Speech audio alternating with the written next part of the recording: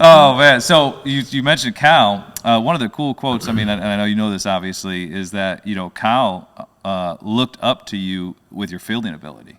I think he said something about like, I may not have the glove of Bonner, but he's not going to out hit me. Which is probably a pretty true statement. Yeah. He could swing it. And then I actually remember when I was young, I was reading a book about Cal, like I think it was a kid's book, and it was this really cool image. I tried to find it before you came, and I couldn't remember the book that it was. Is that it had like a cartoon image, and it had the back of your jersey was like you standing as like a cartoon image, and it had Bonner on the back, and it had Cal real small next to you looking up, and in that part of the book, and it was a kid's book on how he looked up to you. Were you guys in the same draft class? Yes, we were. I was drafted in '78. Cal went in the second round. But if I'm not mistaken, I believe the Orioles had 4 picks in the second round. Okay. The number 1 pick was Bobby Boyce. I remember him. And then there was Larry Sheets. He played in the show in the second round. Cal Ripken Jr., second round. Mike Boddicker, second round. There was one other person, I can't remember, but they all 4 made it. And then I was in the third round. Okay. So I was actually their 6-player pick, but I went in the third round with the Orioles. So were you close with Boddicker? What's that? Were you close with Boddicker? Boddicker was one of the finest pitchers I ever played behind. He was like a MADDUX. He could pinpoint his control. So it made my game at short easier. When Boddicker would throw an outside pitch, I knew he wouldn't miss inside. So I could lean up the middle, just be looking up the middle. Yeah. And that's what people had always talked about, my range. Well, it had to do with where the pitcher really, because if he was throwing where he's supposed to be throwing, then it gave me an advantage to be where I needed to be. You follow me? Absolutely. And so, but when I had guys that would call outside pitch and throw inside, and I couldn't get to the ball, and they'd say, "Why didn't you get to it?" I said, "Well, if you throw the ball where the catcher wanted you to throw it, it just made my game easier." Who taught you that? Was that something you just knew and you kind of did just naturally, or did a coach kind of? Because that's like a detailed thing that a lot of shortstops, I think, especially young shortstops. I had that in high school. I would always watch because we had really my high school team. We had 3 really good pitchers. That's why I really didn't want to pitch. They threw strikes, and I played short so I could catch the ball, and I would do that with them all the time because they had good control.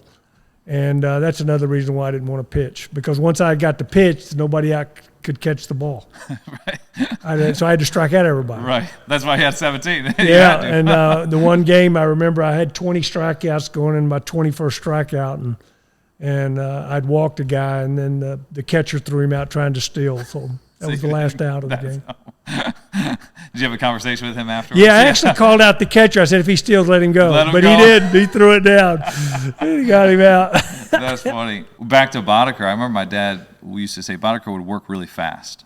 Real fast. And that helped me. That's what he said, too. My dad said the same thing. As a defender, you're constantly, there's not a lot of standing around. It's like you have to be engaged. And guys are on their toes more when you're on your toes. Moving. I used to love to play behind Boddicker and Jeff Schneider.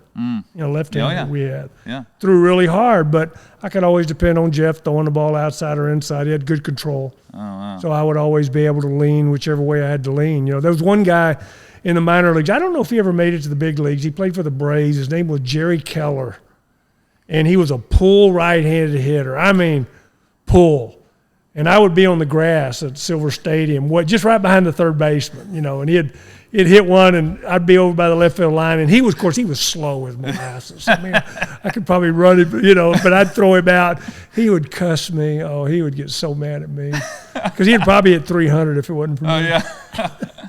Would you say, you played alongside with him, you knew him well. Would you say Cal changed the way we view the shortstop position in the sense of, like, before him, you weren't required to have a lot of pop as a shortstop. You know what I mean? At the plate, the defensive side of the game was kind of the more priority, I felt like.